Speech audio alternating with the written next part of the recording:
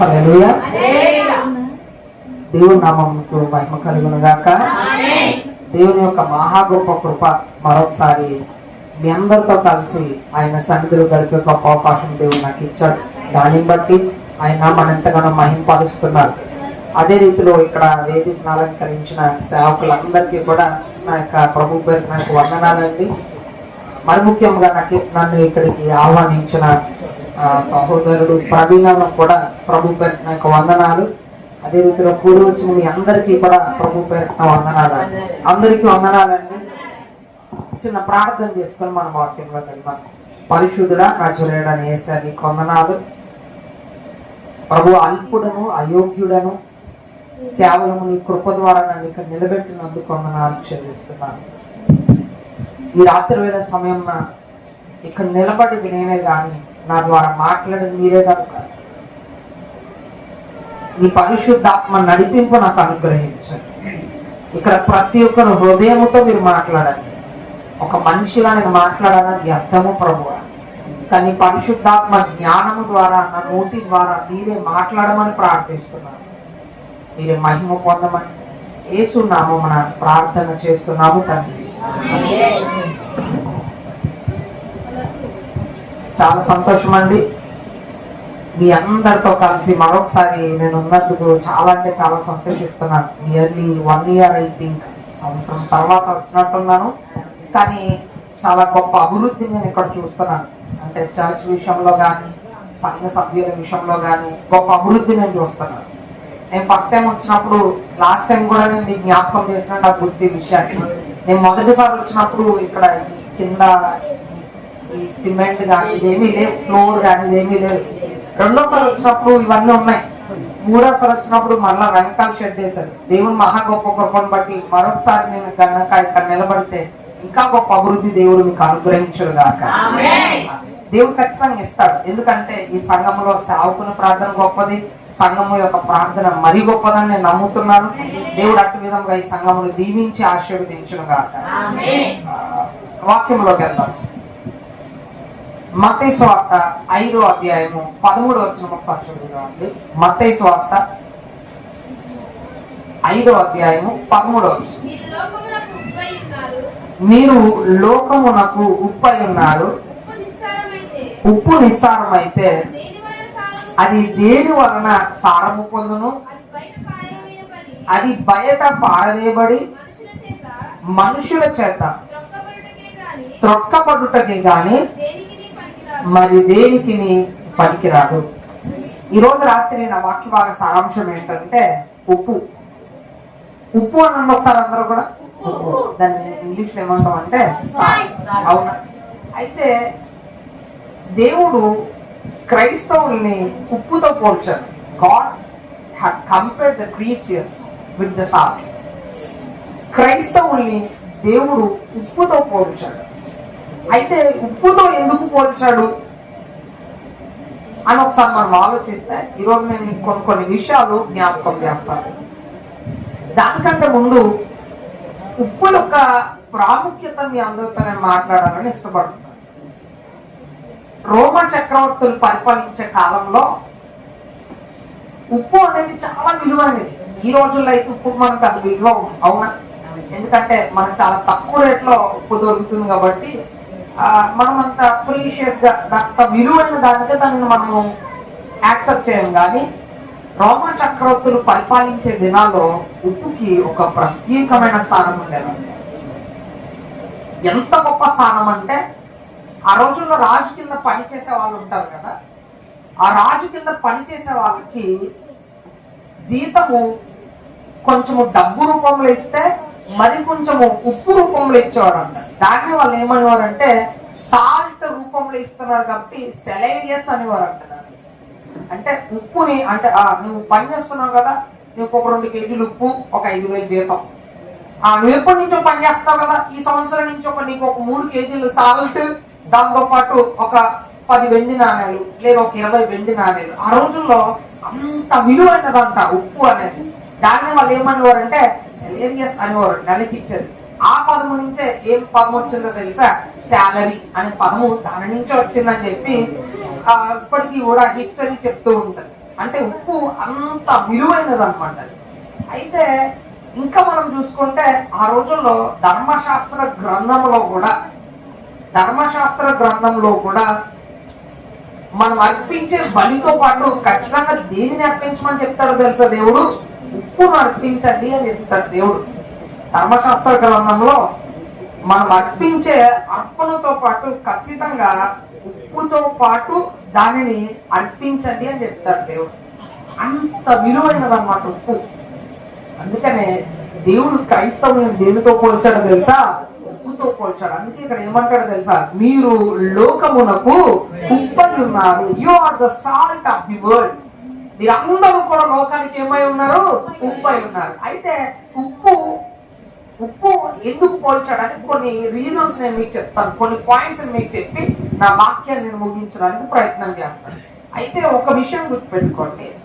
మొదటి విషయం, ఉప్పు రుచినిస్తుంది. Salt ads flavour. ఉప్పు రుచినిస్తుందండి. మీకు అందరికీ తెలిసిందే. ఉప్పు దేనికి వాడతామంటే మనం రుచి కోసమే వాడతాం. ఇప్పుడు మనకి చికెన్ అంటే చాలా ఇష్టం అండి, అవునా? తమ్ముడు మంచి యాక్టివ్గా ఉన్నాడు, అవునా? చికెన్ అంటే చాలా ఇష్టం తమ్ముడికి. ఇప్పుడు మమ్మీ ఏం చేసిందంటే ఒక కేజీ చికెన్ కొనుక్కొచ్చి మా కొడుకు చాలా ఇష్టం కదా అని చెప్పి దాన్ని నీట్గా మంచిగా మసాలాలు ఇవన్నీ దట్టించి అన్ని మంచిగా ప్రిపేర్ చేసింది. కానీ అందులో ఏం వేయలేదు తెలుసా? ఉప్పు వేయలేదు. ఉప్పు వేయకపోతే అది ఎంత ఖర్చు పెట్టనే ఉంది, ఎంత కొని ఇంకా ఇష్టం అని చెప్పి ఒక మంచి 1000 రూపాయలు 2000 పెట్టి ఒక మంచి నాటుకోడి కట్ చేయించి వండనివ్వండి. దాంట్లో అన్ని కారము కానీ పసుపు కానీ ఆనియన్స్ కానీ అన్ని కరెక్ట్ ప్రపోర్షన్ లో వేయమనండి. అన్ని వేసినా కూడా అందులో ఉప్పు వేయకపోతే దానికి రుచి వస్తుందా? రుచి రాదు. ఎందుకు రాదు? ఉప్పు వేయకపోతే ఎందుకు రుచి రాదంటే ఉప్పు ఒక సారము అందులోకి దిగి ఆ కూరకి ఏమిస్తుందో తెలుసా? రుచినిస్తుంది అనమాట. అంతేనా తమ్ముడు? చికెన్ ఫ్యాన్ తమ్ముడు, అవునా? ఇప్పుడు రుచినిస్తుంది. ఆ విషయం ఎందుకు జ్ఞాపకం చేస్తానంటే ఉప్పు ఆ కూరపై చాలా ప్రభావాన్ని చూపిస్తుంది. It influences. కొంతమంది భార్యకి భర్తకి ఎప్పుడైనా గొడవ అయింది అనుకోండి, పసుపు వేసారు దాన్ని, ఎక్కువ వేసారు. పాపం ఆంటీ వాళ్ళ భర్తకి ఎప్పుడైనా గొడవ అయినప్పుడు ఏం చేసేవారంటే 1 స్పూన్ వేసిన ఉప్పు ఎన్ని స్పూన్లు వేసేవారు? 2 స్పూన్లు వేస్తారు. అప్పుడేమవుతుందో చెప్పండి? అప్పుడేమవుతుందో చెప్పండి? ఇప్పుడు కొంచెం ఉప్పు వేస్తే రుచిగా ఉందని చెప్పి ఇంకా రుచి పెరుగుతుందని 2 స్పూన్లు ఉప్పు వేస్తారు అనుకోండి, ఏమవుతుంది? ఎక్కువైపోయి ఉన్న కూర కూడా మనం తినగలమా? ఎందుకు ఈ విషయాన్ని చెప్తున్నా సాల్ట్ యాడ్స్ ఫ్లేవర్. ఉప్పు రుచినిస్తుంది, అదే ఉప్పు ప్రభావాన్ని కూడా చూపిస్తుంది. ఈ విషయం ఎందుకు మీకు జ్ఞాపకం చేస్తున్నానంటే అని ఓకే అన్న పర్లేదు లేదండి, మైక్ దగ్గర పెట్టుకుంటాను.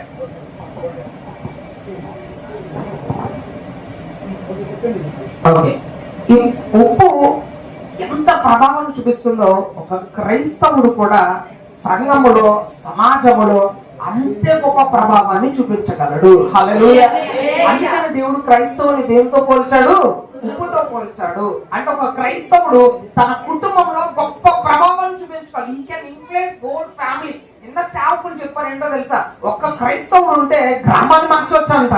ఒక క్రైస్తవుడు ఉంటే ఒక దేశాన్ని మార్చొచ్చు. ఒక్క క్రైస్తవుడు ఉంటే ప్రపంచాన్ని మార్చొచ్చు అంట. హల్లెలూయా. చాలా మంది అంటారు ఈ దేశంలో క్రైస్తవ్యం ఎలా వచ్చిందంటే బ్రిటిష్ వాళ్ళు పరిపాలించడానికి వచ్చిన తర్వాత బ్రిటిష్ వాళ్ళ ద్వారా ఈ దేశంలోకి క్రైస్తవ్యం వచ్చింది, మీరందరూ తెల్ల దొరల ద్వారా వచ్చిన క్రైస్తవులు అని చెప్తారు. కానీ ఈ యొక్క దేశానికి క్రైస్తవ ద్వారా కాదండి, బ్రిటిష్ వాళ్ళు పరిపాలించిన కాలంలోనే ఒక దేవుని అపోస్తులుడు వచ్చి ఒక్క వ్యక్తి ద్వారా మొదలైన క్రైస్తవ్యము ఇప్పుడు మన దేశంలో నలుమూలలా వ్యాపించింది అనమాట.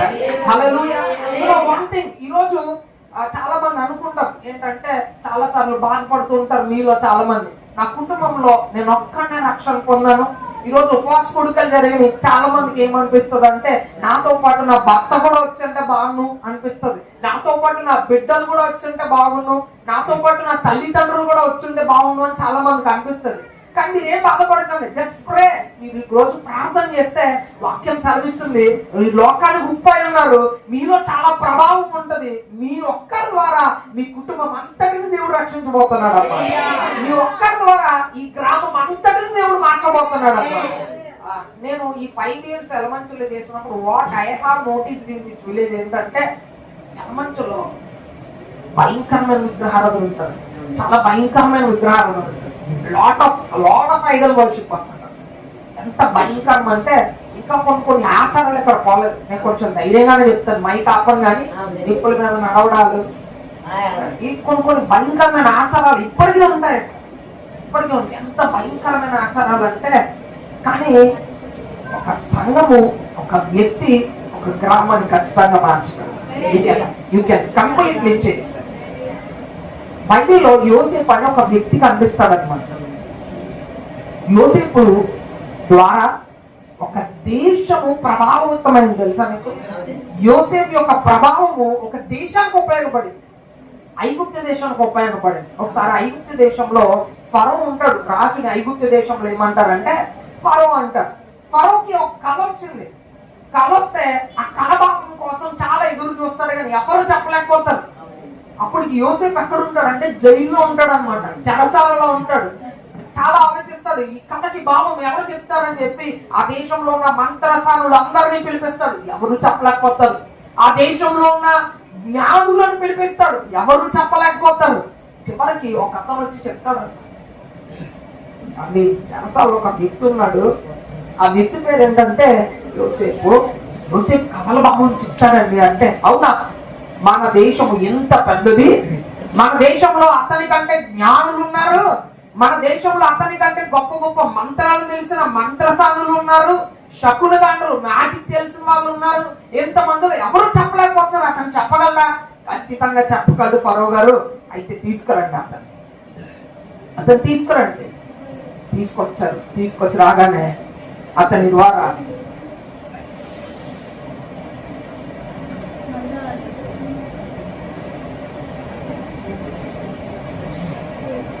అతను తీసుకొస్తాడు. తీసుకురాగానే ఒక్క యోసేపు చెప్పిన కథభావం ద్వారా ఐగుప్తు దేశంలో గొప్ప సమృద్ధిని చూశారు. హల్లెలూయా. చెప్తాడు రాజుకి, ఏమన్నా తెలుసా, నీకు వచ్చిన కథభావం ఏం లేదండి, ఈ దేశంలో 7 సంవత్సరాలు కరువు రాబోతుంది, ఆ తర్వాత 7 సంవత్సరాలు క్షమించండి, ఈ దేశంలో ఫస్ట్ 7 సంవత్సరాలు సమృద్ధి రాబోతుంది, ఆ తర్వాత 7 సంవత్సరాలు ఈ దేశంలో కరువు రాబోతుంది అని చెప్పాడు. హల్లెలూయా. చెప్పిన ఒకే ఒక్క కలభావము 7 సంవత్సరాలు కరువు కాలంలో ఆ దేశాన్ని గొప్ప క్షామము నుండి రక్షించింది అసలు. అంటే వెంటనే రాజు చెప్తాడు, ఏమన్నా తెలుసా, 7 సంవత్సరాలు సమృద్ధి పండుతుంది కదా, మీకు సమృద్ధిగా పంటలు పండుతాయి కదా, ఈ సమృద్ధిగా పంటలు పండినప్పుడు మీకు ఇష్టం వచ్చినట్టు తినేకండి, మీకు కావాల్సినంత తిని మిగతా దాచుకుందాం. తర్వాత 7 సంవత్సరాలు కరువు వచ్చినప్పుడు మీరు ఏ ఫుడ్ అయితే దాచుకుంటారో అదే ఫుడ్ ని ఆ 7 సంవత్సరాలు కరువు కాలంలో మనం ఏం చేద్దామో మనకు ఆహారముగా మనం అప్పుడు భుజిద్దాం దాన్ని అని చెప్తాడు. ఇంత గొప్ప జ్ఞానము, ఇంత గొప్ప ఆలోచన ఎవరి ద్వారా కలిగిందో తెలుసా? యోసేపు ద్వారా. ఫరో వెంటనే యోసేపుని దానికి అధికారిగా నియమించాడు. ఐగుప్తు దేశంలోనే కాదు కానీ ఐగుప్తు దేశంలో ఉన్న చుట్టుపక్కల దేశాలన్నిటిలోనూ కొను వచ్చిందండి. ఆ చుట్టుపక్కల దేశాలన్నింటిలో కూడా వచ్చింది. కానీ యోసేపు ఐగుప్తు దేశానికి ఎలా వచ్చాడో తెలుసా? రాజుగా రాలేదండి, ఒక ప్రధానిగా రాలేదు. ఎలా వచ్చాడో తెలుసా? ఒక బానిసగా వచ్చాడు, ఒక పని మనిషిగా వచ్చాడు, ఒక బానిసగా వచ్చాడు, ఒక ఎందుకు పనికిరాని వాడిగా, తృణీకరించబడిన వాడిగా. అన్నిటికంటే పెద్ద ప్రాబ్లం ఏంటో తెలుసా? తృణీకరింపబడడం, రిజెక్టింగ్ అనమాట. అంటే తన సహోదరులు నువ్వు నాకు వద్దురా అని చెప్పి అని కొట్టి ఒక బిజినెస్ మ్యాన్ కి అమ్మేస్తే అమ్మేయడం ద్వారా వచ్చినాడు అనమాట. తృణీకరించబడిన వాడు ఎవరో తెలుసా? నువ్వు మాకు వద్దురా, నువ్వున్నా మాకు అనవసరం రా, నీ మీద మాకు ప్రేమ లేదురా అని చెప్పి తృణీకరించబడిన వ్యక్తి ద్వారా ఈరోజు ఒక దేశంలో కరువు కాలంలో దేశాన్ని ఆ దేవుడు ఏం చేశాడు? కాపాడాడు. ఎంత గొప్ప ప్రభావం అండి. ఒక్క యోసేపు ఆ దేశము, ఒక్క యోసేపు యొక్క జ్ఞానము, యోసేపు ఉన్న ఒక వరము, కళలకు భావం చెప్పే వరము ఆ దేశాన్ని ప్రభావితము చేసింది. హల్లెలూయా. ప్రభావితము చేసింది. ఈరోజు దేవుడు చెప్తున్నాడు, యోసేపే కాదండి, క్రైస్తవుడు ఎక్కడున్నా కూడా వాడి ప్రభావము ఆ దేశంలో పనిచేస్తుంది. హల్లెలూయా. ఆ ప్రభావము ఆ రాష్ట్రంలో పనిచేస్తుంది. ఆ క్రైస్తవుని ప్రభావము ఆ గ్రామంలో పనిచేస్తుంది ఖచ్చితంగా. ఆ క్రైస్తవుని ప్రభావము ఆ కుటుంబంలో కూడా ఖచ్చితంగా పనిచేస్తుంది. సో ఈరోజు మీరు నమ్మాల్సిందంటో తెలుసా, ఈరోజు నేను లోకానికి ఉప్పై ఉన్నాను అని మీకు తెలుసుకోవాల్సిన విషయం ఏంటంటే, ఈరోజు నా ప్రభావము నా కుటుంబం మీద ఖచ్చితంగా పనిచేస్తుందని నమ్మితే దేవుడు మీ కుటుంబంలో కార్యాలు చేస్తాడు. దేవుని కృపను బట్టి నేను నెక్స్ట్ టైం వస్తే ఈరోజు ఒక్కొక్కరికి వచ్చిన కుటుంబాలని కుటుంబంగా దేవుని సన్నిధిలో నిలబడును గాక. ఎప్పుడు ఎప్పుడు ఆమె చెప్తే కాదు, మనం నమ్మాలా. ఫస్ట్ మనం నమ్మాలి. ఏమని నమ్మాలో తెలుసా, నేను లోకానికి ఏమై ఉన్నాను, ఉప్పై ఉన్నాను. నా ప్రభావం నా కుటుంబం మీద ఉంటుందా ఉండదా? ఉంటుంది, ఖచ్చితంగా ఉంటది. ఒక తాగబోతు భర్త ప్రభావం కుటుంబం మీద ఉంటుందని మనం నమ్ముతాం కదా. ఇంకొక నా భర్త తాగేసి వస్తే చాలా డేంజర్, జాగ్రత్తగా ఉండాలని జాగ్రత్త పడతారు చాలా మంది. అవునా, నా కొడుకు తాగేసి వస్తే అన్నము చల్లారిపోతే ప్లేట్ ఇసిరేస్తే నా కుమారుడు అని చాలా జాగ్రత్త పడతారు చాలా మంది. ఈరోజు నీ ప్రార్థనను బట్టి కూడా నీ కుటుంబస్తులు జాగ్రత్త పడబోతున్నారు. హల్లెలూయా. నా భార్య ప్రార్థన చేస్తుంది, ఖచ్చితంగా ఓ రోజు నా భార్య నన్ను ఏం చేస్తుంది, ఖచ్చితంగా దేవుడి సన్నిధికి తీసుకెళ్ళిపోతాయి. నా తల్లి ప్రార్థన చేస్తున్నా, నేను ప్రార్థన ఒక రోజు ఖచ్చితంగా నేను ఏం చేస్తుంది, దేవుడి సన్నిధికి తీసుకెళ్తుంది. మనం నమ్మాలి ఫస్ట్, తర్వాత వాళ్ళు నమ్ముతారు ఖచ్చితంగా. సో క్రైస్తవులు ఖచ్చితంగా ప్రభావవంతంగా ఉంటారనమాట. ఇంకొక వాక్యం ఇంకొక ఉదాహరణ జ్ఞాపకం చేస్తాను. అపోస్తల కార్యములు 11వ అధ్యాయము, 22వ వచనం ఒకసారి చదువుదామా. అపోస్తల కార్యములు 11వ అధ్యాయం 22వ వచనం.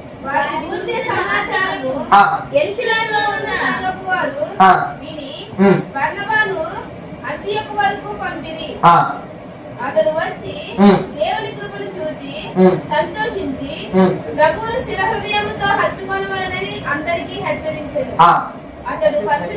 అతడు పరిశుద్ధాత్మతోను విశ్వాసముతోను నిండుకొనిన సత్పురుషుడు బహుజనులు ప్రభు అంతటా అతడు సౌలును వెతుకునకు దర్శులకు వెళ్ళి అతన్ని కనుగొని అంత్యోక్య వరకు తోడుకొని వచ్చెను. వారు కలిసి ఒక సంవత్సరం మంది సంఘములో ఉండి బహుజనులకు వాక్యం బోధించింది. మొట్టమొదట అంత్యోక్యలో శిష్యులు ఏమని పిలువబడ్డారంట, క్రైస్తవులు అని పిలువబడ్డారంట. ఇక్కడ దేవుని అపోస్తలులు కొంతమంది చూస్తున్నాం మనం. ఎవరిని? బర్నబా, అవునా, బర్నబా, పౌలు, వీళ్ళందరూ కూడా పరిచర్య చేస్తే ఆ ప్రాంతంలో అంత్యోక్య అనే ప్రాంతంలో ఉన్న అందరూ కూడా ఏమైపోయారంట, మారిపోయారు. అక్కడి నుంచే ఫస్ట్ క్రైస్తవుడు అనేవాడు ఎక్కడ ప్రారంభమయ్యాడంట, అక్కడి నుంచే ప్రారంభమయ్యాడంట. అంత గొప్ప సాక్ష్యము. హల్లెలూయా. ఈరోజు ఇదే వాగ్దానము మన జీవితంలో కూడా నెరవేరుతుంది. ఏంటో తెలుసా, క్రైస్తవులు మొట్టమొదటిగా అంత్యోక్యను ఎలా ప్రారంభమయ్యారో మన కుటుంబాల్లో కూడా పరిపూర్ణముగా మన ప్రభావము ద్వారా, ఆ రోజు బర్నబా యొక్క ప్రభావం ద్వారా, పౌలు యొక్క ప్రభావం ద్వారా అనేక మంది క్రైస్తవులు ఎలా మారారో ఈరోజు నీ ప్రార్థన ద్వారా నీ కుటుంబం కూడా మారిపోనుగాక. అంటే ప్రభావం రెండు రకాలుగా ఉంటదండి. క్రైస్తవుల ప్రభావం సమాజంలో రెండు రకాలుగా ఉంటది. ఒకటి మంచిగా ఉంటది, రెండు చెడుగా కూడా ఉంటది. ఒక వ్యక్తి దేవుని సన్నిధికి రావాలంటే నీ ప్రార్థన చూసి, నీ ప్రవర్తన చూసి దేవుని సన్నిధికి వస్తారు. కొంతమంది నీ ప్రవర్తన చూసి దేవుని సన్నిధికి దూరం అవుతారు కూడా. ఎందుకంటే ఈ రోజుల్లో మనం గమనించినంత ప్రకారం క్రైస్తవ సంఘంలో ఎంత ప్రేమ ఉంటుందో అంత అసూయ కూడా క్రైస్తవ సంఘంలోనే కనబడుతుంది. హల్లెలూయా. టు బి ఫ్రాంక్ గా చెప్పొచ్చు అన్నమాట. కొన్ని విషయాలు చాలా బాధేస్తూ ఉంటది. ఏంటో తెలుసా, క్రైస్తవ సంఘంలో ఎంత ప్రేమ కనిపిస్తుందో అంతే స్వార్థము క్రైస్తవ సంఘంలో కూడా కనిపిస్తుంది. ఎందుకంటే ఒక సంఘము బాగుపడితే ఇంకొక సంఘం మార్చలేదు ఈరోజు. ఒక సేవకుడు బాగుపడితే ఇంకొక సేవకుడు మార్చలేడు ఈ రోజుల్లో. ఈ రోజు సంఘానికి వచ్చే మనము మన ప్రవర్తన బాగోకపోతే బయట ఉన్నవాడు ఏమనుకుంటాడో తెలుసా అండి, ఈ చర్చ్కి వెళ్తున్నాడు, వీడిలోనే స్వార్థము, వీడిలోనే అసూయ, వీడిలోనే ఐక్యత లేదు, ఇంకా నేనే లేకేస్తాను అంటాడు. అందుకనే సంఘానికి వచ్చేవారి ప్రభావము ఖచ్చితంగా లోకం మీద ఉంటది. అది మంచి ప్రభావముగానే ఉండేలా మనం జాగ్రత్త పడాలి ఖచ్చితంగా. నీ ద్వారా, నీ ప్రభావం ద్వారా ఒక వ్యక్తి సంఘానికి రాకపోయినా పర్లేదు, కానీ నీ ప్రభావం ద్వారా ఒక వ్యక్తి సంఘానికి ఎట్టి పరిస్థితుల్లోనూ దూరం అవ్వకూడదు అనే విషయాన్ని మనం ఖచ్చితంగా జ్ఞాపకం చేసుకోవాలి. ఇంకొక రెండో విషయానికి వెళ్తే మొదటి విషయము మరొకసారి జ్ఞాపకం చేస్తాను. ఉప్పు రుచినిస్తుంది, ఆ రుచి ద్వారా ప్రభావాన్ని చూపిస్తుంది. రెండో విషయము, ఉప్పు సాల్ట్ ఇరాడికేట్స్ డీకేయింగ్ అన్నమాట. మీకు అర్థమయ్యేలా చెప్తాను. ఒకప్పుడు చేపలు పట్టే వాళ్ళు ఏం చేసేవారంటే, జాలర్లు వల వేసి చేపలు పట్టిన తర్వాత వారు ఎంత సామర్థ్యం ఉంటే అంత ఆ చేపలను తీసుకెళ్లి మార్కెట్లో అమ్మేవారు. అమ్మిన తర్వాత చాలా చేపలు మిగిలిపోతాయి. మిగిలిపోయిన చేపలను ఏం చేస్తారో తెలుసా వాళ్ళు? చీరేసి మంచి అనుభవం కలిగిన ఈ రోజుల్లో అయితే ఫ్రిడ్జ్లో వచ్చినాయి కాబట్టి అందరూ మంచిగా అన్ని చేసేసి ఫ్రిడ్జ్ లో పెడతారు. ఆ రోజుల్లో ఫ్రిడ్జ్లు, రిఫ్రిజిరేటర్లు ఏముండే కాదు. ఏం చేసేవారంటే ఆ ఉప్పుని, ఆ చేపని నీట్ గా క్లీన్ చేసి దానికి ఫుల్ గా ఏం పెట్టేవారంటే ఉప్పు పెట్టి దాన్ని స్టోర్ చేసేవారు. ఎందుకు ఉప్పు పెడుతున్నారు చెప్పండి? ఆ చేప పాడైపోకుండా మంచిగా ఉండడం కోసం దానికి ఏం పెడుతున్నారు? ఉప్పు పెడుతున్నారు. అందుకనే సాల్ట్ ఇరాడికేట్స్ ఫ్రమ్ డీకేయింగ్, అంటే ఒక దానిని పాడైపోకుండా కాపాడేది ఏంటంట? ఉప్పు. ఒక దానిని పాడైపోకుండా కాపాడేది ఉప్పు అన్నమాట. అంటే చేపలు పాడైపోకుండా, అంటే ఉప్పు చేపలు ఇవన్నీ కూడా ఎలా పుట్టుకొచ్చాయంటే ఆ రోజుల్లో వాడు బిజినెస్ పాడైపోకుండా ఉండడం కోసం ఒక కొత్త పద్ధతిని కనిపెట్టారు. రిఫ్రిజిరేటర్స్ లేని, ఫ్రిడ్జ్ లేని రోజుల్లో ఆ ఉప్పు పెడితే ఒక చేప ఎంతకాలం బ్రతుకుతుందండి? బ్రతకడం మీద ఎంతకాలం పని చేస్తుందండి? అది ఎంతకాలం అయినా సరే పాడైపోకుండా ఉంటారు. ఈరోజు సంఘంలో క్రైస్తవులు ఉప్పై ఉన్నారు, లోకానికి ఉప్పై ఉన్నారంటే ఏంటో తెలుసా? ఒక మనిషి పాడైపోకుండా కాపాడే సామర్థ్యం ఎవరికి ఉంటుంది తెలుసా? క్రైస్తవుడికి ఉంటుంది. హల్లెలూయా. ఒక వ్యక్తి పాడైపోకుండా కాపాడే సామర్థ్యం ఎవరికి ఉంటుంది తెలుసా? ఉంటదన్నమాట. అయితే అప్పుడు గుర్తుపెట్టుకోండి, పాడైపోకుండా కాపాడే సామర్థ్యంలో ముందు మనల్ని మనం కాపాడుకోవాలి. ముందు మనల్ని మనం పాడైపోకుండా మనం ఏం చేయాలా? కాపాడుకోవాలి. రెండు, అవతల వ్యక్తి పాడైపోకుండా కూడా మనం ఏం చేయాలా? కాపాడాలి. చూడండి, మన చుట్టూ ఉన్న సమాజం మంచిది కాదు, మన చుట్టూ ఉన్న మనుషులు మంచోళ్ళు కాదు, కానీ ఎంత మంచోళ్ళు కాకపోయినా మనల్ని మనం ఎప్పటికప్పుడు మనం ఏం చేయాలా? కాపాడుకోవాలి. చేప ఎందుకు పాడైపోతుందో తెలుసా? పట్టగానే ఆ చుట్టూ ఉన్న గాలి వల్ల అది చనిపోగానే ఏమవుతుందంటే పాడైపోయి స్మెల్ వస్తుంది అన్నమాట. అవన్నీ పాడైపోకుండా ఉండడం కోసమే దానికి ఉప్పు పెడతాం. ఈ రోజు మన చుట్టుపక్కల ఉన్న పరిసరాల వల్ల మనం పాడైపోకుండా ముందుగా మనల్ని మనం జాగ్రత్త పడాలి. చూడండి, నోవాహు బ్రతికిన దినాల్లో అందరూ పాపులే. నోవాహు బ్రతికిన దినాల్లో వారి గురించి చెప్తూ దేవుడు అంటాడు, మనుషులంట దేవుడు సంతాపపడేంత పాపంలో ఉన్నారంట. ఒక్కరొక్కరు పెళ్లి చేసుకుంటూ ఎవడిష్టం వచ్చినాడు వాడు బ్రతుకుతూ, ఎవడిష్టం వచ్చిన జీవితం అని జీవిస్తున్నాడు. అంత భయంకరమైన రోజుల్లో నోవాహు దినాల్లో జనాలు బ్రతుకుతున్నారు. కానీ నోవాహు మాత్రం అలా లేడు. ఎందుకు లేడు? తన చుట్టూ ఉన్న జనాలు అందరూ పాడైపోయారు కదా. నోవాహు మాత్రం ఎందుకు చెడిపోలేదు? నోవాహు ఎందుకు పాడైపోలేదు? ఎందుకంటే నోవాహు లోకములకి ఏమై ఉన్నాడు? తనను తను ఎప్పుడు కూడా ఏం చేయలేదు, నోవాహు పాడు చేసుకోలేదు. చాలా సార్లు మనకి ఏమనిపిస్తుంది తెలుసా? చాలా సార్లు ఏదైనా ఒక అవకాశం వస్తుంది, పాపము చేసే అవకాశం. పాపము చేసే అవకాశం వచ్చినప్పుడు మనకి ఏమనిపిస్తుంది అంటే, మా ఇంటి పక్కలు పాపం చేస్తారు, మా ఇంటి ఎదురు పాపం చేస్తారు, ఇంటి పక్కలు చేస్తారు, నేను చేస్తే తప్పేముంది అనిపిస్తుంది. చాలా మందికి విగ్రహారాధి అర్పితమైన భోజనాలకు వెళ్ళడానికి ఆహ్వానం దొరుకుతుంది చాలా మంది. అప్పుడు మనకు వెళ్ళాలని ఉండదు, ఎందుకంటే ఆల్రెడీ సేవకులు ప్రవీణ ముందే హెచ్చరిస్తాడు ఎలాంటికి మీరు ఖచ్చితంగా మీరు ఆ విగ్రహారాధన అద్భుతమైన భోజనాలు దొరుకుతాయి, మీరు వెళ్ళకూడదని హెచ్చరిస్తారు. కానీ చాలా మందికి వెళ్ళకూడదని ఉంటారు మనసులో. కానీ ఈలోక పక్కింట్లో మన ఇంటి ఎదురు నుంచే అమ్మ రావట్లేదా భోజనాలకి అని అంటుంది. మన ఇంటి అనుకోని ఉన్నామే, అమ్మ భోజనాలకు రావట్లేదా, చాలా బాగున్నాయంట. అప్పుడు మనకి ఏమనిపిస్తుంది తెలుసా? భోజనాలే కదా తింటే ఏమైపోతుంది, ప్రసాదమే కదా తింటే ఏమైపోతుంది, ఏముండదు, తినేసి వచ్చేస్తే అయిపోతుంది. ఎవరికి తెలియదు? పాస్టర్ గారు తెలుస్తుందా? దేవుడికి తెలుస్తుందా? ఏం తెలియదా అని మనకు అనిపిస్తుంది అంట. ఎట్లాస్ట్ ఎందుకు చెప్తున్నానంటే ఈ విషయము, పాపము పక్క వాళ్ళని, నేను రెండు విషయాలు ఒకసారి ఆలోచిస్తే, మన వల్ల పక్క వారు ప్రభావితం అవ్వాలి కానీ వారి ద్వారా మనం ప్రభావితం అవ్వాలి. మన ఇన్ఫ్లుయెన్స్ వాళ్ళ మీద పడగానే వాళ్ళ ఇన్ఫ్లుయెన్స్ మన మీద పడకూడదు. అందుకనే మనము పాడైపోకుండా మనం జాగ్రత్త పడాలి. ఫస్ట్ థింగ్, మన పక్కన పాడైపోకుండా మనం జాగ్రత్త పడే కంటే ముందు మనము పాడైపోకుండా మనం ఏం చేయాలా, జాగ్రత్త పడాలి. అలాంటి గొప్ప భక్తులు ఇద్దరు కనిపిస్తారు బైబిల్లో. మొదటిది నోవాహు అయితే, రెండు లోతు వెళ్ళిన ప్రదేశంలో అందరూ పాపులే, అందరూ చనిపోతారు. దేవుడు ఒకసారి సొదొమ గొమొర్రా పట్టణాన్ని చూస్తే ఎవడైనా నీతిమంతుడు ఉన్నాడు అంటే ఎవరున్నారో తెలుసా? లోతు ఒక్కడే ఉన్నాడు. లోతుకి అందరూ పాపం చేస్తున్నారు కదా, నేను కూడా పాపం చేసేద్దాం అనుకోలేదండి ఎప్పుడు కూడా. ఆ విషయాన్ని మనం ఖచ్చితంగా గుర్తుపెట్టుకోవాలి. We are so special. క్రైస్తవులు అంటే ప్రత్యేకించబడిన వారు. ప్రత్యేకించబడిన వారు ఎప్పుడు ఎలా ఉండాలి తెలుసా? అందరికంటే ప్రత్యేకంగానే ఉండాలి. హల్లెలూయా. అందరికంటే ప్రత్యేకంగానే ఉండాలి. అందరూ వెళ్ళొచ్చు భోజనాలకి, నేను ప్రత్యేకమైన వ్యక్తిని, నేను వెళ్ళనంతే. అందరూ పాపము చేయొచ్చు, నేను ప్రత్యేకమైన వ్యక్తిని, నేను ఏం చేయను, నేను ఇంజనీరింగ్ చదువుతున్నప్పుడు కాలేజ్ లో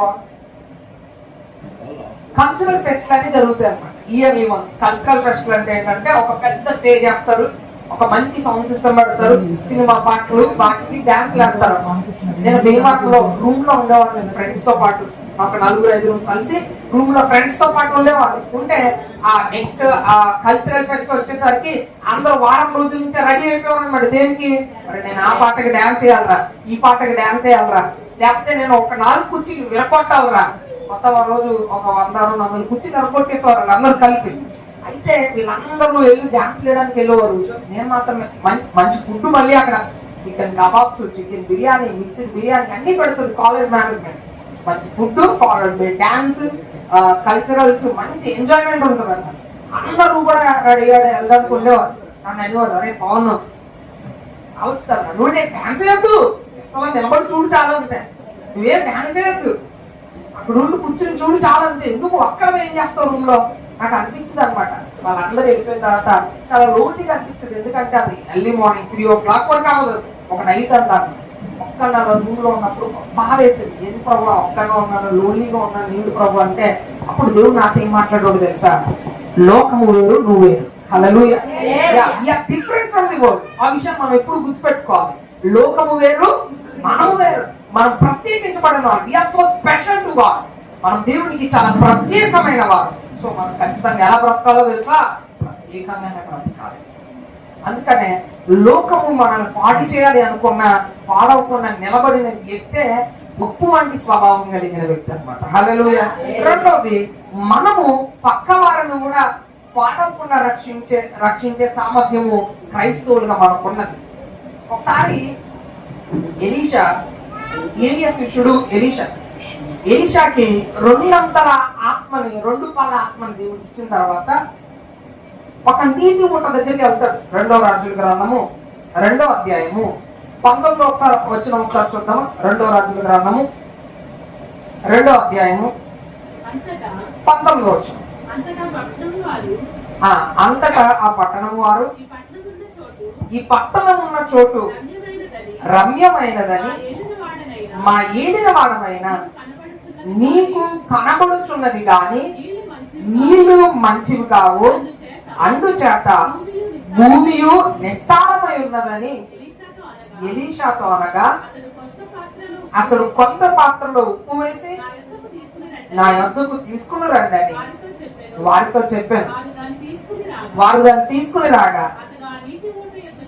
అతడు ఆ నీటి యూట యొద్దకు పోయి అందులో ఉప్పు వేసి, యెహోవా సెలవిచ్చినదేమనగా, ఈ నీటిని నేను బాగు చేసి ఉన్నాను గనుక ఇక దీని వలన మరణము కలగకపోవును, భూమియు నిస్సారముగా ఉండదు అనేను. కాబట్టి నేటి వరకు ఎలీషా చెప్పిన మాట చొప్పున ఆ నీరు మంచిదై ఉండెను. ఎలీషా ఒక ఊరికి వెళ్ళి అక్కడి నుంచే ఆ పట్టణము దాటి కొంచెం ముందుకు వస్తుంటే ఆ పట్టణంలో ఉన్న అందరూ కూడా కొన్ని నీటి ఊటను చూపించి, ఈ నీరు ఉంటుందండి, ఈ పట్టణంలో సమృద్ధిగా నీరు ఉంటుంది, కానీ ఈ నీరు మంచిది కాదు, ఈ నీరు ద్వారా పంటలు పండవు. అందుకని ఇక్కడ భూమి కూడా ఏముంటుందో తెలుసా? ఈ నీరు కలిగిన భూమి కాబట్టి ఈ భూమి కూడా నిస్సారము, పంటలు పండవు, ఏమి పండవు, ఈ భూమి పనికిరాదు, ఆ నీరు పనికిరాదు. నీరు పాడైపోయింది, నీరుని బట్టి ఆ భూమి కూడా పాడైపోయింది అని ఎలీషాతో చెప్తే, ఎలీషా ఏం చేస్తాడో తెలుసా? నాకు కొంచెం ఉప్పు తీసుకురండి అని చెప్తాడు. ఉప్పు తీసుకురండి అని చెప్పి ఆ ఉప్పును పట్టుకెళ్ళి ఆ నీటి ఊటలో ఇలా వేయగానే పాడైపోయిన నీరు ఎలా మారిపోతుందో తెలుసా? మంచి నీరుగా మారిపోద్దండి. హల్లెలూయా. ఒక సాదృశ్యం అన్నమాట. ఎందుకంటే ఎలీషా ఉప్పు వేయవసరం లేదు. ఆయన గొప్ప అభిషేకం కలిగిన వ్యక్తి వెళ్ళి ప్రార్థన చేస్తేనే చెడ్డ నీరు ఎలా మారిపోతుంది? మంచి నీరుగా మారిపోతుంది. ఎలీషా వెళ్ళి ఉప్పు వేయవసరం లేదు. వెళ్ళి యేసు నామమున లేదా దేవుని నామమున ఈ చెడ్డ నీరు మంచి నీరుగా మారుగా అంటే ఖచ్చితంగా నీరు ఏమైపోతుంది? మంచిగా మారిపోతుంది. జస్ట్ ఎలీషా థాట్ మనసులో అనుకుంటే చాలా అద్భుతం జరుగుతుంది. అంత గొప్ప అభిషేకము కలిగిన వ్యక్తి ఎలీషా. కానీ ఏం చేస్తాడో తెలుసా? సాదృశ్య రూపంలో చూపించాడు. ఏంటో తెలుసా? ఒక ఉప్పు పాడైపోయిన దానిని కూడా బాగు చేయగలదు అని చెప్పి. హల్లెలూయా. ఈరోజు ఉప్పుగా ఉన్న క్రైస్తవం కూడా ఏం చేయగలం తెలుసా? ఒక పాడైపోయిన దానిని మనం ఏం చేయగలము? బాగు చేయగలము. మీరు ఒక విషయం గుర్తుపెట్టుకోండి, పాడైపోయిన దానిని బాగు చేయగలము. ఒక దానిని పాడైపోకుండా కాపాడగలిగే సామర్థ్యము దేవుడు క్రైస్తవుడికి ఇచ్చాడు అన్నమాట. హల్లెలూయా, హల్లెలూయా, హల్లెలూయా. క్రైస్తవుడికి ఇచ్చాడు దేవుడు. God has given that ability to the Christians. Syria దేశం వాళ్ళు యుద్ధానికి వెళ్ళి ఒక చిన్న దాన్ని పట్టుకుని వచ్చేసారండి. బానిసగా ఉంచుకోవడానికి సిరియా దేశం వాళ్ళు యుద్ధానికి వెళ్ళి గెలిచి ఇజ్రాయేల్ నుంచి ఒక చిన్న అమ్మాయిని చెరగా పట్టుకుని వచ్చేసారు. చెరగా పట్టుకుని వచ్చేస్తే ఆ చిన్నమ్మ ఏం చేసిందో తెలుసా? తన యజమానుడికి కుష్టు రోగం ఉంటే యజమానుడు ఆరోగ్యం పాడవకూడదు, యజమానుడు బ్రతుకుండాలి, అది కుష్టు రోగం ఎలాగైనా స్వస్థపరచబడాలని చెప్పి ఆ నయమాన్ని పిలిచి, సార్ మీరు కుష్టు రోగం తగ్గాలని ఒక సావకుడు ఉన్నాడు, ఆ సావకుడు కుష్టు రోగం తగ్గిపోద్దని చెప్తుందని నచ్చింది. పాడైపోతాను తన యజమాని కాపాడింది అనమాట. హల్లెలూయా. తన నయమాన్ని వెళ్తాడు, ఆ ప్రవక్తను కలుస్తాడు, ఎలీషాను కలుస్తాడు, తన కుష్టు రోగాన్ని స్వస్థపరచుకునేలాగా అతని దగ్గర ప్రాధేయపడతాడు. ఒక చిన్నది ఇజ్రాయెల్ చిన్న అమ్మాయి తను ఏం చేసిందో తెలుసా? అమ్మాయి తన యజమానుడి శరీరమును పాడైపోకుండా ఏం చేసింది? ఆమె కాపాడి. ఈరోజు మనకు కూడా ఒక సమాజము పాడైపోతుంది, కాపాడే బాధ్యత ఎవరి మీద ఉందండి? మన మీద ఉంది. ఈరోజు మన సహోదరుడు పాడైపోతున్నాడు, కాపాడే బాధ్యత ఎవరి మీద ఉంది? మన మీద ఉంది. ఈరోజు ఒక సంఘంలో ఒక వ్యక్తి పాడైపోతున్నాడు, కాపాడే బాధ్యత ఎవరి మీద ఉంది? ఖచ్చితంగా మన మీద ఉంటుంది, మన మీద ఉంది. జిమ్ ఎలియట్ అని చెప్పి ఒక మిషనరీ ఉండేది. అంటే పాడైపోతున్న ఒక సమాజాన్ని కాపాడడానికి ఎన్ని గొప్ప త్యాగాలు జరిగినాయి ఒక ఉదాహరణ మీకు చెప్పాలని ఇష్టపడుతుంది. జిమ్ ఎలియట్ అని చెప్పి ఒక మిషనరీ వ్యక్తి ఉండేవాడు. మిషనరీ అంటే ఏంటంటే సువార్త అన్నది ప్రాంతాలకు వెళ్ళి సువార్త ప్రకటించేవాడు. అయితే అతను అమెజాన్ అడవులు అని చెప్పి ప్రపంచంలోనే చాలా దట్టమైన అడవులు అండి, చాలా భయంకరమైన అడవులు కూడా. ఇప్పటికీ కూడా అడవుల్లో చాలా చాలా మంది అటవీలో నివసించే వాళ్ళు ఉంటారు కదా, ట్రైబల్స్ అంటారు. వాళ్ళకి తెలుసోలేదు, వాళ్ళ భాష ఎవరికి తెలియదు. వాళ్ళు ఏం తింటారంటే ఆ జంతువులు వేటాడుతుంటారు. అవసరమైతే కొత్తగా ఎవరైనా మనిషి వెళ్తే మనుషులు కూడా చంపుకున్న వాళ్ళు తినేస్తారు. సరైన బట్టలు ఉండవు, వాళ్ళ భాష సరిగ్గా తెలియదు, అసలు ప్రపంచంలో ఎంత జరుగుతుందన్న విషయం కూడా వాళ్ళకి తెలియదు. అలాంటి తెగల వారు ఇప్పటికీ కూడా అమెజాన్ అడవుల్లో అనేక మంది ఉంటారు. అయితే అడవుల్లోనే ఒక భయంకరమైన ఒక అటవీ మానవునికి సంబంధించిన ట్రైబల్ రేస్ ఒకటి ఉండేది అనమాట అప్పట్లో. ఇప్పుడు 19వ శతాబ్దంలో 18-19వ శతాబ్దంలో మధ్యలోనే ఆ రోజుల్లోనే వరోమి అని చెప్పి ఒక భయంకరమైన అటవీవాసి తెగ ఉండేది. ఈ జిమ్ ఎలియట్ అనే వ్యక్తి చాలా డబ్బున్న వ్యక్తి. అయితే తను ఏమనుకున్నాడంటే ఈ తెగ గురించి చాలా కథలుగా చెప్పుకునేవారు అనమాట ఆ రోజుల్లో. ఈ తెగని ఎలాగైనా సువార్త ప్రకటించాలి అనుకున్నాడు. అయితే జిమ్ ఎలియట్ కంటే ముందు చాలా మంది సేవకులు ఏం చేశారంటే ఆ తెగకి సువార్త ప్రకటించడానికి వెళ్ళేవారంట. అడవిలోకి వెళ్ళి ఆ తెగకి సువార్త ప్రకటిద్దామని చెప్పి ముందు అసలు మాట్లాడాలి కదా వాళ్ళతో, దూరం నుంచి చూచి అతని చుట్టుముట్టి చంపేసేవారు. ఎవరు వెళ్ళినా సరే ఈ విషయం ఎవరికి తెలుసు? జిమ్ ఎలియట్కి తెలుసు. ఏమన్నాడు తెలుసా? ఈ తెగవారు ఏ వ్యక్తి వెళ్ళినా సరే, ఏ వ్యక్తి వెళ్ళిన ఈ తెగవారు ఖచ్చితంగా ఏం చేస్తారు? చంపేస్తారు. ఇలాంటి వారి మధ్య నేను పరిచయం చేసి వాళ్ళు మారుతారు రెండో విషయం, వీళ్ళు అలాగైనా నేను మార్చాలి అని చెప్పి అనుకున్నాను. అయితే వాళ్ళని మార్చాలి అనుకుంటే ముందు వాళ్ళతో మాట్లాడటమే పెద్ద రాస్తారు. ఇప్పుడు జిమ్ ఎలియట్కి ఒక ఫ్రెండ్ తోడే ఇద్దరు ఏం చేశారో తెలుసా? వాళ్ళు ఒక హెలికాప్టర్ ని రెంట్కి తీసుకున్నారు. ఒక ప్లేన్ రెంట్కి తీసుకొని ఆ పైనుంచి వాళ్ళకి కావాల్సిన ఆహారము, వాళ్ళకి కావాల్సిన గిఫ్ట్స్, వాళ్ళని ఆకర్షించడానికి కొన్ని కొన్ని వస్తువులు పైనుంచి కిందకి ఎలా వదిలేవారంట. ప్రతిరోజు అన్నయ్య చేసేవారంట. హెలికాప్టర్ తీసుకొని ప్రతిరోజు కొన్ని కొన్ని గిఫ్ట్స్ వదిలి పైనుంచి హాయ్ హాయ్ అని చెప్పి వాళ్ళు కనిపించేవారంట ఫేస్. వాళ్ళు చాలా ఒక నెల రోజులు 2 నెలలు అలా చేసిన తర్వాత చాలా అలవాటు పడ్డారు. అలవాటు పడిన తర్వాత ఒక రోజు మెల్లగా కిందకి దిగారు. కిందకి దిగిన తర్వాత మీకు రోజు గిఫ్ట్స్ ఇస్తుంది మేమే తెలుసా అని చెప్పి అంటారు. ఊరు మీరే మేము చూస్తున్నాం కదా అంటే వాళ్ళ భాష కూడా రాదు, జస్ట్ సైకిల్తో అనమాట. మీకు గిఫ్ట్స్ ఇస్తుంది మేమని చెప్పి చాలా రోజులు జిమ్ ఎలియట్ అనే వ్యక్తి వాళ్ళకి వాక్య పరిచయం చేయాలంటే ముందు వాళ్ళ భాష నేర్చుకోవాలి. వాళ్ళ భాషను నేర్చుకోవడం ప్రయత్నం చేశాడు. వాళ్ళ భాషను నేర్చుకున్నాడు.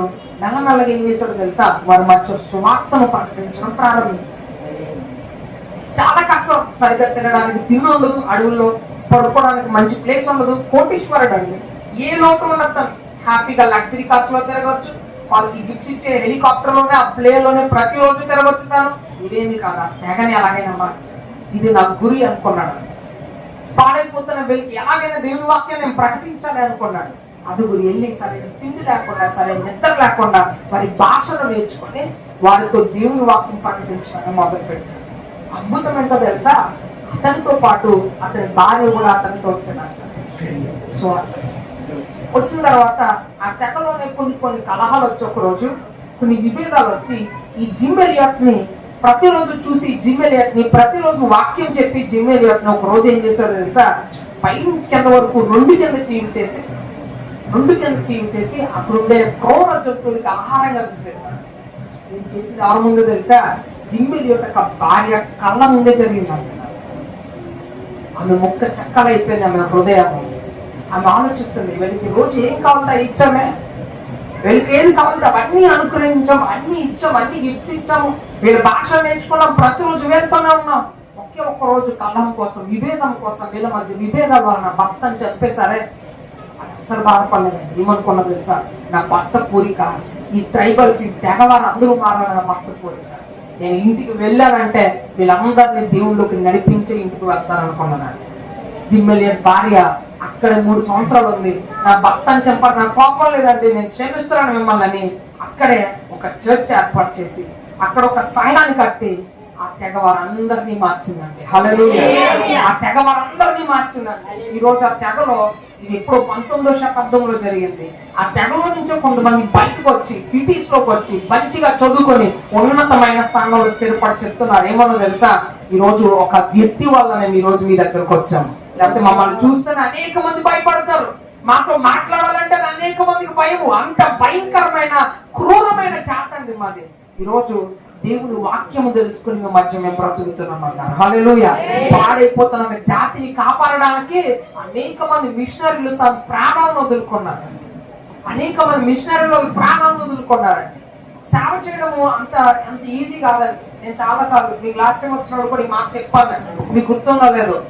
ఏమని చెప్పానంటే, ఇక నిలబడి వాక్యం చెప్పడం చాలా ఈజీ అండి. నన్ను అడిగితే ఏముంది, గట్టిగా ప్రతిరోజు బైబిల్ చదివి పొద్దున గంట సాయంత్రం 1 గంట ప్రార్థన చేసి దేవుని గట్టిగా అడిగితే ఆయన ఇచ్చిన జ్ఞానం ద్వారా నిలబడి 1 గంట సేపో లేక 1 గంటన్నర నిలబడి వాక్యం చెప్పడం చాలా ఈజీ అండి. కానీ ఒక సంఘాన్ని నడిపించడం మాత్రం చాలా కష్టం అండి. చాలా అంటే చాలా కష్టం. మీరు చూస్తున్నారు, మీరు అన్ని దగ్గరుండి చూస్తున్నారు. ఇది కట్టడానికి ఎన్ని శ్రమలు పడ్డారు, ఎన్ని ఆటంకాలు ఫేస్ చేశారు.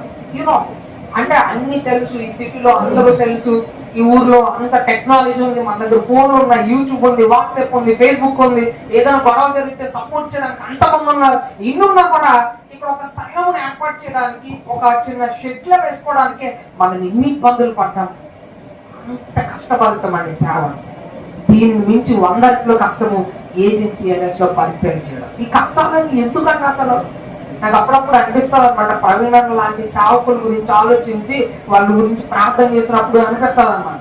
ప్రవీణ ఎందుకు వాళ్ళతో వీళ్ళతో గొడవ పడి షెడ్ వేయడం, ప్రవీణ ఎందుకు ప్రభుత్వ అధికారులతో గొడవ పడి మీ మధ్య పరిచయం చేయడం. హ్యాపీగా వెళ్ళిపోయి ఏదైనా ఉద్యోగం చేసుకోవచ్చు కదా అన్న, హ్యాపీగా వెళ్ళిపోయి ఏదైనా ఒక మంచి ఉద్యోగం వెతుక్కోవచ్చు కదా. ఎందుకు వీరితో వాళ్ళతో గొడవ పడి ఇక్కడ సంఘాన్ని ఎస్టాబ్లిష్ చేయడం, షెడ్ వేయడం, లేకపోతే మేము బ్రతిమాలుకోవడం, మీ గురించి కన్నీ గురించి ప్రార్థన చేయడం, అన్నకు ఒకసారి 2-3 రోజులు ఏమి తినకుండా ఉపవాసం ఉండి ప్రార్థన చేయడం. ఎందుకో తెలుసా అండి, క్రైస్తవులు లోకానికి ఉప్పై ఉన్నారు. ఒక వ్యక్తి పాడైపోతే క్రైస్తవులు మామూలుగా ఉండలేరు. హల్లెలూయా. క్రైస్తవులు ఉప్పై ఉన్నారండి. ఒక వ్యక్తి పాడైపోకుండా కాపాడే లక్షణం ఎవరిలో ఉంటుందో తెలుసా? క్రైస్తవుల్లోనే ఉంటది. హల్లెలూయా. ఈరోజు మీకు చెప్తున్నారు, మీరు లోకానికి ఉప్పై ఉన్నారంటే దాని అర్థం ఏంటో తెలుసా అండి? ఆయన లోకానికి ఉప్పు అని చెప్పుకుని వెళ్ళిపోతే సరిపోదండి. ఒక వ్యక్తి పాడైపోతుంటే కాపాడే బాధ్యత ఎవరి మీద ఉంది? మన మీద ఉంది. సంఘంలో ఒక వ్యక్తి పాడైపోతున్నాడు, కాపాడే బాధ్యత ఎవరి మీద ఉందండి? మన మీద ఉంది. రోజు సంఘానికి వచ్చే వ్యక్తి ఈ రోజు రాలేదు. ప్రతి ఆదివారం ప్రార్థనకు వచ్చే వ్యక్తి ఈ ఆదివారం రాలేదు. బాధ్యత ఎవరదండి? సంఘముగా మనకి.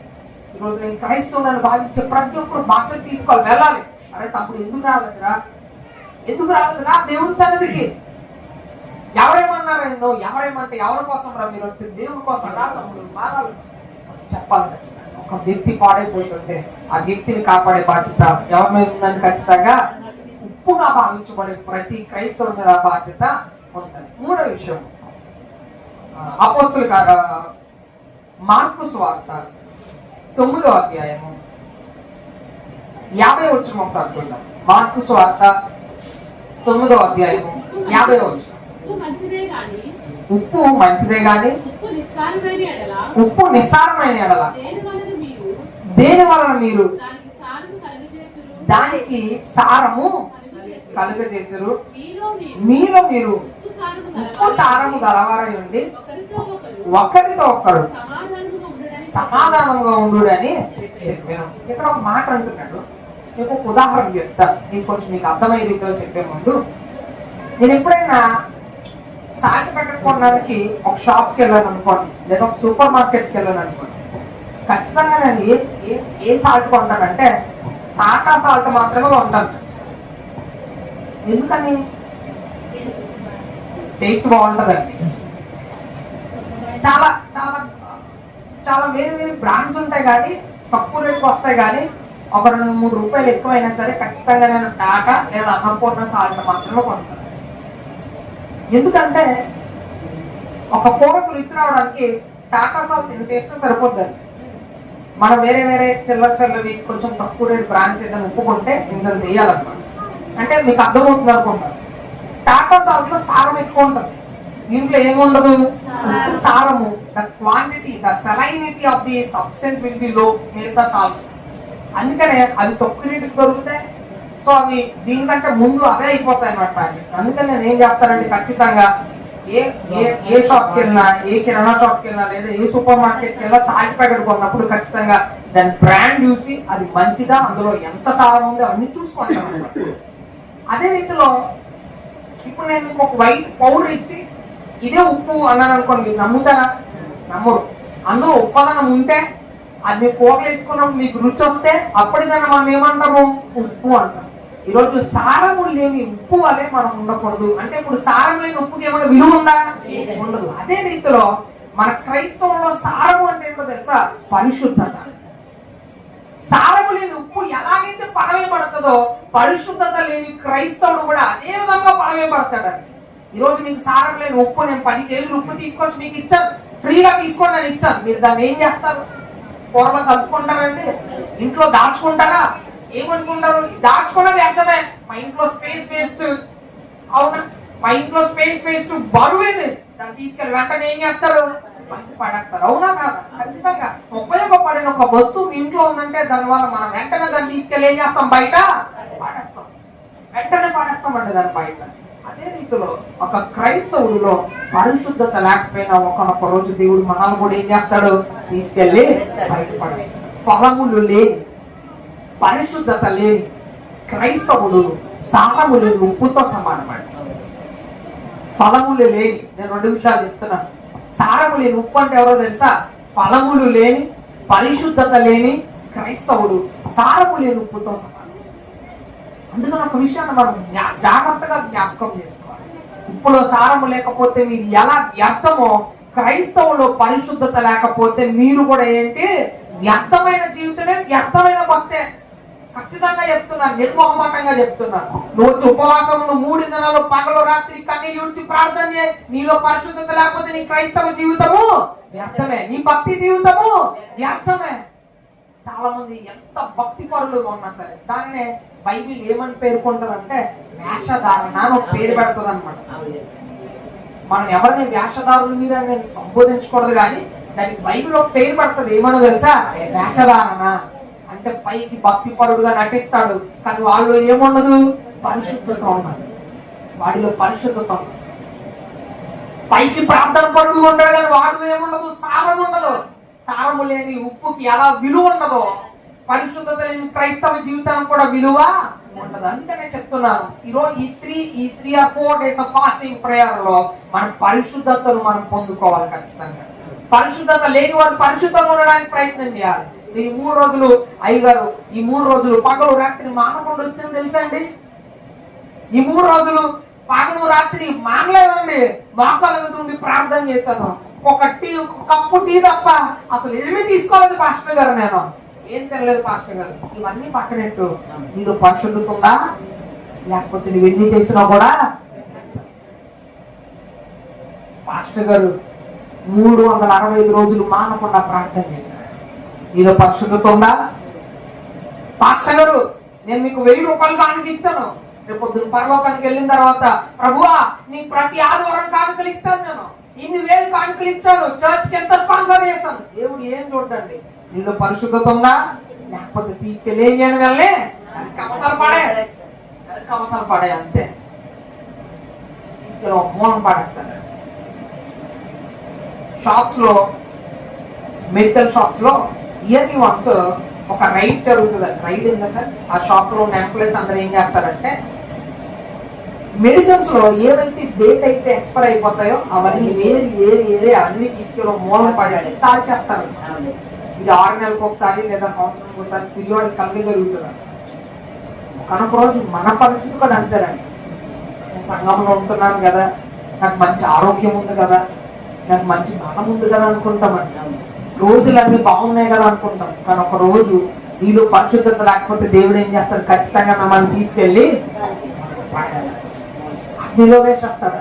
అందుకనే ఈ లోకానికి ఉప్పై ఉన్న మనం ఉప్పై ఉంటే సరిపోదు, ఉప్పు సారముగా ఉందా లేదా విషయం కూడా మనకి. So the salinity refers to holiness. ఉప్పు సారం అనేది పరిశుద్ధతతో నేను పోలిస్తాను.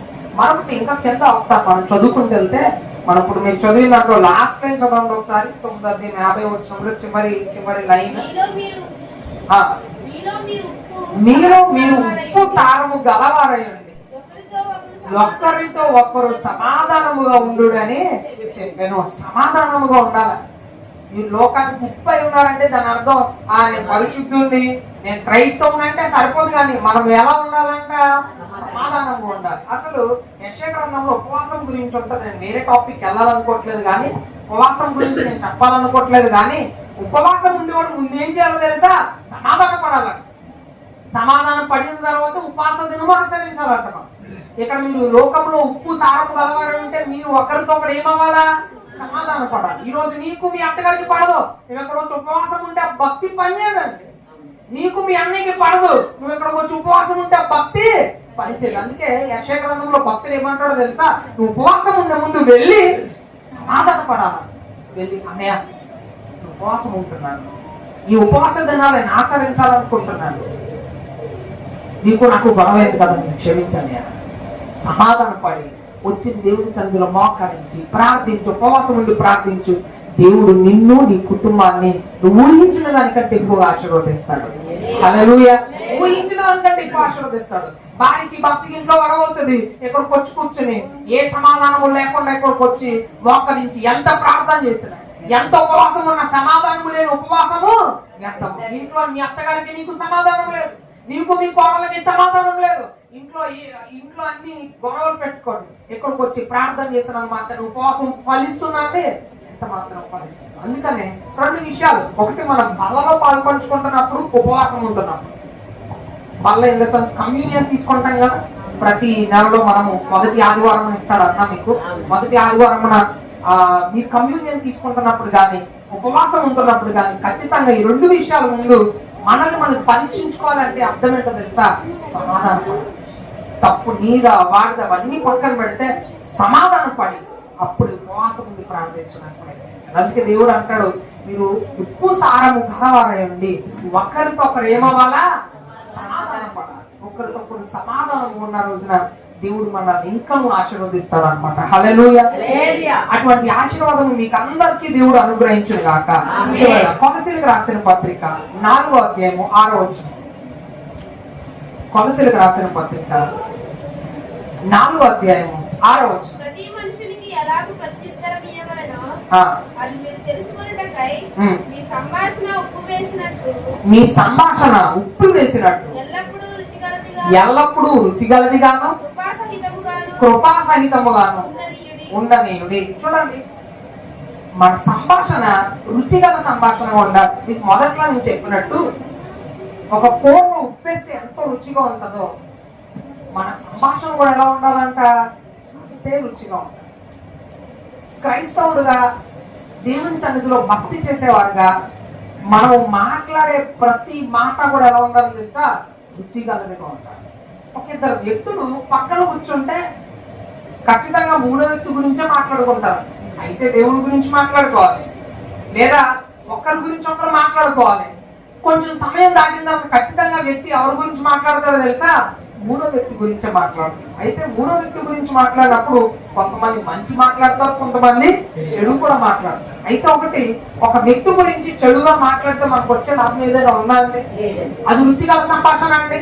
ఎంత మాత్రము కాదు. ఒక విషయం చెప్తున్నాను, వ్యక్తి ఆగంట అని మనం చెప్పి చాలా సార్లు సంభాషించుకుంటూ ఉంటాం. కానీ ఒక వ్యక్తి పాడైపోతున్నప్పుడు ఆ వ్యక్తి చెడ్డవాడు, వాడు మంచోడు కాదు, ఆ వ్యక్తి పాపం చేశాడు, వాడు పాపి అని మాట్లాడుకునే సమయంలో మీరిద్దరూ కలిసి ఆ వ్యక్తి గురించి ప్రార్థన చేసేవారు ఉండాలి. హల్లెలూయా. ఈ సంభాషణ ఉప్పు వేసినట్టుగా రుచిగలదిగా ఉండడం అంటే ఏంటో తెలుసా? రుచిగలదిగా ఉండడం అంటే ఏంటో తెలుసా? ఒక వ్యక్తి గురించి కానీ ఒక సమాజం గురించి కానీ మనం మాట్లాడినప్పుడు మన మాటలు పరిశుద్ధంగా ఉండాలి. హల్లెలూయా. చాలా సార్లు మనం మాట్లాడినప్పుడు ఎలా మాట్లాడతాం తెలుసా? ఆ మనిషిలాగా వ్యక్తిలాగాని వాళ్ళని దూషిస్తూ వాళ్ళని అపహాస్యం చేస్తూ మాట్లాడుతూ ఉంటాం మనలో చాలా మంది. కానీ దేవుడు వాక్యం చెప్తుంది మన సంభాషణ ఎలా ఉండాలి? రుచిగలగా ఉండాలి. రుచిగలైన సంభాషణగా మీ సంభాషణ ఎప్పుడు ఉంటుందో తెలుసా? ఆ వ్యక్తి గురించి మంచిగా మాట్లాడినప్పుడు మాత్రమే. ఒక విషయం చెప్తున్నాను,